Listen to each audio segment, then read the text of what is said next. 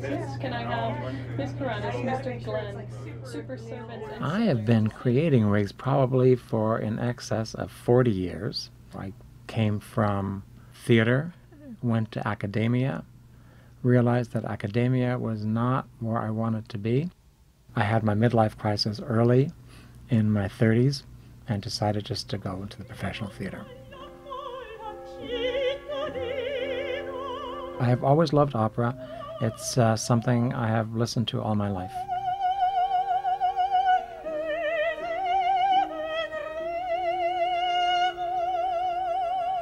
It's a thrill sometimes to be standing backstage and listening to a performer that just makes a moment totally transcendent.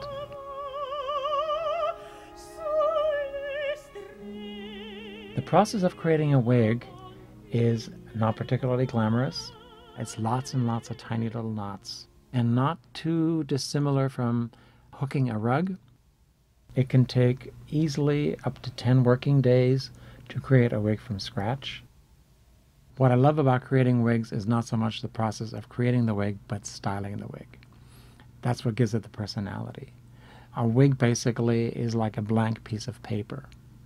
But the moment you start putting rollers or curling iron or comb to it, it's like making notes on the paper or a drawing on the paper. It takes on a different entity.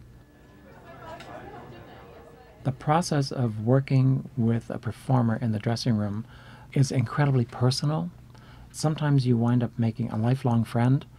It's your hands on their face, your hands in their hair. At the risk of sounding corny, you're sharing very private moments. More often than not, you are the last person they see before they go on stage. And if they feel good, they're going to give a better performance. In some ways, you are a cheerleader. You are their own personal cheerleader.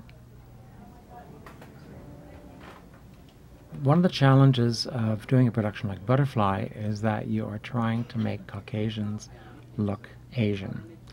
Within the framework of that, however, what's very helpful is that geisha makeup is extremely stylized. It's a limited color palette and a very limited line accent. That is a big benefit to trying to make Caucasian faces look Asian.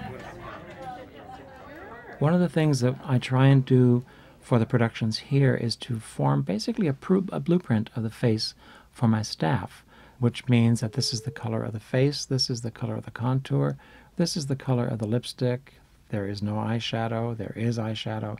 Basically, it creates a plot for the crew to follow so that we get kind of a sense of, a homogeneous sense of what it looks like on stage. So the idea is to make everything function as a unit.